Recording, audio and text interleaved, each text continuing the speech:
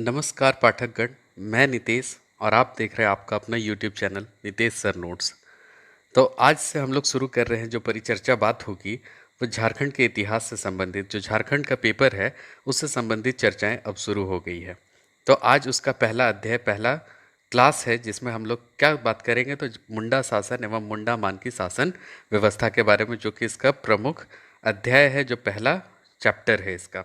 तो झारखंड में मुंडा शासन एवं मुंडा मानकी शासन व्यवस्था, यहाँ से कितने प्रश्न पूछे जाएंगे तो एक प्रश्न पूछे जाएंगे, और ये एक प्रश्न आपको करना है। और इसी के लिए आज हम लोग ये पद्धति को देखेंगे कि किस तरह से झारखंड में शासन मुंडा मानकी शासन व्यवस्था कायम थी, और किस तरह से इसके इतिहास को, जनजातीय इतिहास को और उसका शासन व्यवस्था को हम लोग समझेंगे।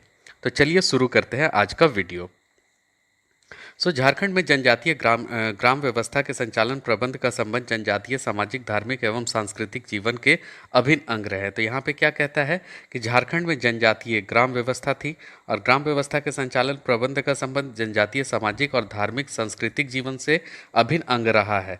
तो यहाँ पे जनजातीय सामाजिक और धार्मिक जीवन था, सांस्कृतिक जीवन था, और इन्होंने क्या किया था, अपनों में, अपने अंदर में रचे बसाए हुए थे, और उनका धीरे धीरे यह अभिन्न अंग बनता चला गया। और ये जनजातीय कैसी व्यवस्था थी, तो ग्राम व्यवस्था थी।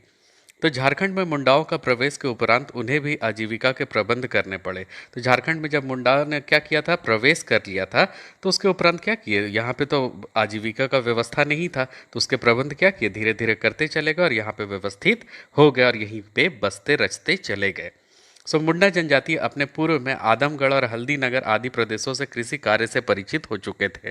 तो आप देखेंगे कि जहां आदमगढ़ में रहते थे या हल्दी नगर में रहते थे, तो वहां पे मुंडा जनजाति क्या हो गए थे, तो वो प्रदेश से कृषि कार्य के लिए अब धीरे धीरे परिचित हो चुके थे वहां से, और वही कृषि कार्य को क्या किए, आजीविका का साधन यहाँ पे बनाना शुरू कर दिए। जब मुंडाओं झारखंड में प्रवेश किए तो वही उनका आजीविका का साधन बनता गया। फिर देखते हैं कि धीरे धीरे ये झारखंड के अस्थायी होने लगे और खेत खलिहानों में उनका अधिकार होने लगा। तो कृषि से तो परिचित हो ही चुके थे, और वो कृषि के कार्य को करते हुए क्या करने लगे, धीरे धीरे खेत खलिहान को उनका अधिकार होने लगा और वह अस्थायी होने लगे, झारखंड में बसने शुरू हो गए थे।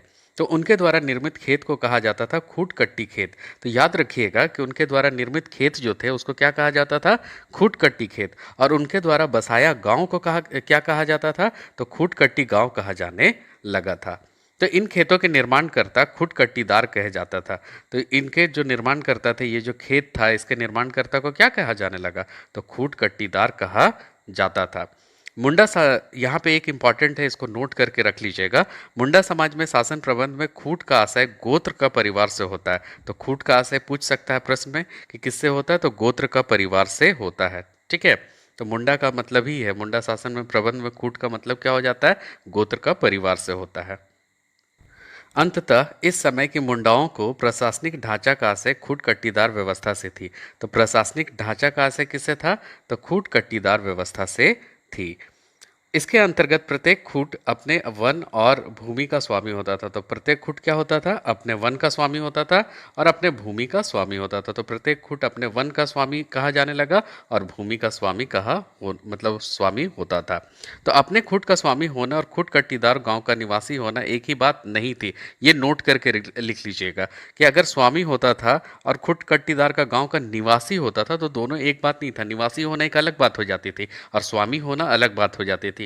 जब हम सीएनटी एक्ट बता रहे थे तो उसमें क्या है कि सीएनटी एक्ट में आप देखिएगा कि जो स्वामित्व है वो लैंडलॉर्ड के दर पे जाना जाता था, और खुद कट्टीदार का गांव का निवासी अगर है, लैंडलॉर्ड उसको अगर आके बसाया है, तो क्या होता था कि वो रैयत होता था। तो इस तरह से क्या है कि इसके बारे में परिचर्चा जब वहां करेंगे तो देखेंगे, बट यहाँ पे सिर्फ नोट करके रखना है कि अपने खूट का स्वामी होना और खुद कट्टीदार गांव का निवासी होना एक बात नहीं थी।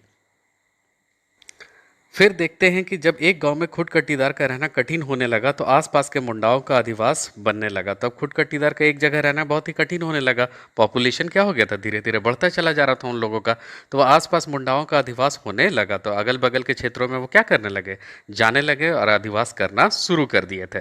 सो इन नवीन गांवों का प्रशासनिक व्यवस्था भी परंपरागत सामाजिक, सांस्कृतिक, धार्मिक व राजनीतिक रूप से पैतृक खुद कट्टीदार गांव से ही होता था। तो इनका नवीन गांव जो होता था, इसका प्रशासनिक व्यवस्था व्यवस्था में जो परंपरागत सामाजिक व्यवस्था था, सांस्कृतिक व्यवस्था था, धार्मिक व्यवस्था था या राजनीतिक रूप से पैतृक खुटकटीदार से ही होता था। तो पैतृक खुटकटीदार जो होते थे, जो यहाँ से अधिवास करके दूसरे दूसरे जगह पे बसना शुरू हो गया और आदिवासी बनने लगे थे, तो उनके पैतृक खुटकटीदार गांव से ही उनका क्या होता था, अधिवास का पता लगता था और वहां से ही उनका क्या होता था कि सांस्कृतिक, सामाजिक, धार्मिक और राजनीतिक रूप से उनका मतलब पहचान भी होता था।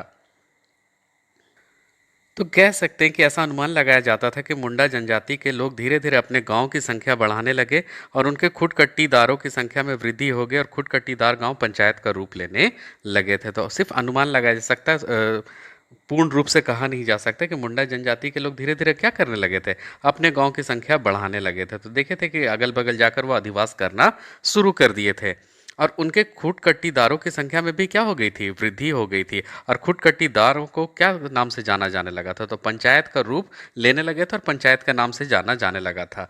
उनके गांवों को मिलाकर एक पहड़ा का निर्माण होता है, ये इंपॉर्टेंट है, इसे नोट डाउन कर लीजिएगा कि एक गांव को, उनके गांवों को मिलाकर किसका निर्माण हुआ था, पहड़ा का निर्माण हुआ था। और पहड़ा का प्रमुख किन्हें कहा गया, पहड़ा राजा होता था और पहला राजा के अधीन कई मानकी होते थे। तो पहला राजा के अधीन क्या होते थे, कई मानकी होते थे। तो पहला राजा क्या होता था, प्रमुख होता था, पहाड़ का प्रमुख होता था, पहाड़ा का प्रमुख होता था, उसे ही पहला राजा करते थे। अब पहला राजा के अधीन ही कई मानकी होते थे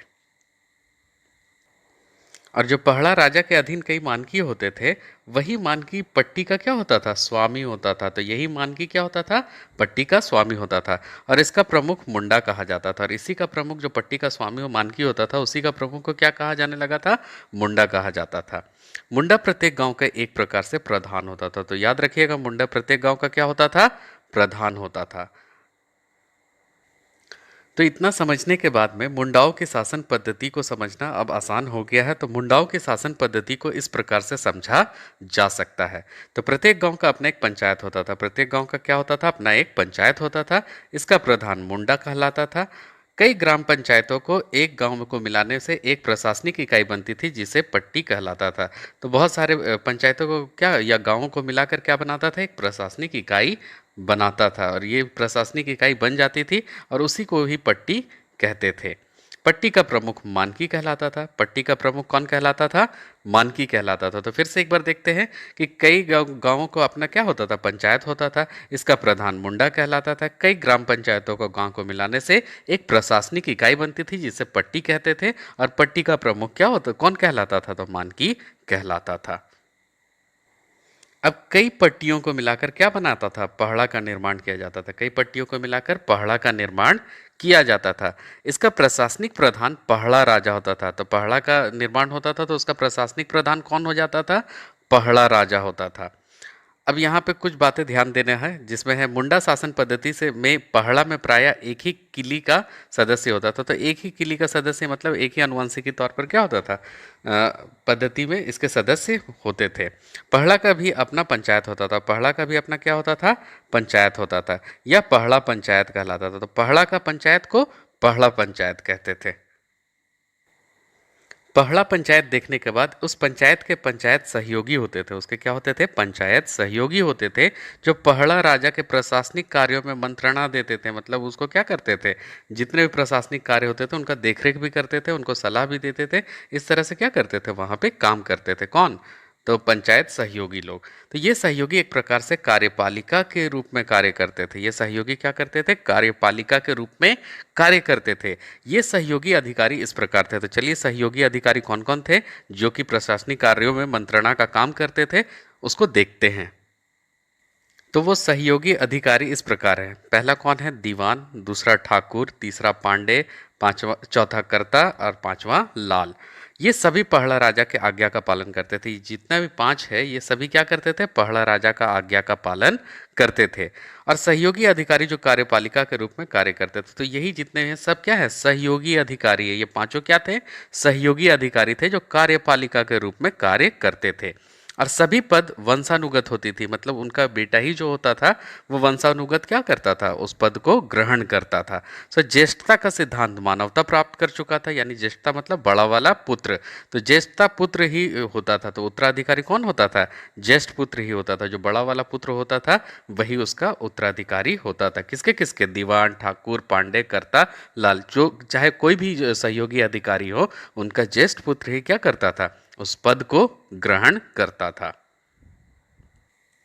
ऐसा प्रतीत होता है कि पहला राजा का चुनाव होता था, तो बाकी तो अनुवांशिकी के तौर पर क्या होता था, ज्येष्ठ पुत्र को ही उत्तराधिकारी घोषित करते थे, लेकिन पहला राजा का क्या होता था, ऐसा प्रतीत होता था कि उनका चुनाव होता था। मुंडा प्रशासनिक ढांचों में मुंडा, मानकी, पहला, सरदार पद निर्वाचन पद्धति लोकतांत्रिक पद्धति का स्मरण कराता है। तो जो मुंडा प्रशासनिक ढांचा है उसमें मुंडा का, मानकी का, पहड़ा का और सरदार का पद निर्वाचन पद्धति था। इसी कारण से क्या होता है, लोकतांत्रिक पद्धति का स्मरण उस वक्त का आज करवाता है। तो ऐसा प्रतीत होता है कि मानकी और पहड़ा राजा को किसी भी प्रकार का कोई आय या राजस्व प्राप्त नहीं होता था। तो वहां पे क्या होता था, ना मानकी को ना पहड़ा को कोई भी आय या राजस्व प्राप्त नहीं होता था, किसी भी प्रकार का पैसा या कोई भी आय उनको प्राप्त नहीं होता था।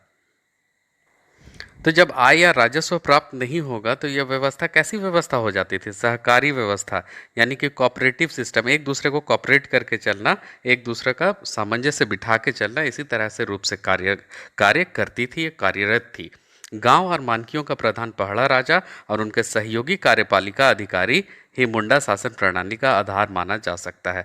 तो गांव और मानकियों का प्रधान पहला राजा और उनके सहयोगी कार्यपालिका अधिकारी, जो जिनके बारे में पांचों के बारे में वर्णन किया, वही मुंडा शासन प्रणाली के आधार माना जा सकता है। और कहता है पंचायतों द्वारा ही अपनी समस्याओं का और विवादों का प्रायः आपसी सहयोग के माध्यम से सुलझा लेते थे। तो पंचायतों द्वारा ही क्या किया जाता था, कोई भी अगर समस्या खड़ी हो जाती थी और विवाद हो जाता था तो इसे प्रायः क्या करते थे, आपसी सहयोगी से सहयोग के माध्यम से सुलझा लेते थे। तो यही था आज का विषय वस्तु। आगे आने वाले दिनों में जो भी विशेष टॉपिक कंटिन्यू होते जाते हैं उसी तरीके से ये चलता रहेगा। अगर आपको वीडियो अच्छा लगा हो तो इसे लाइक करें, शेयर करें, सब्सक्राइब करें। धन्यवाद।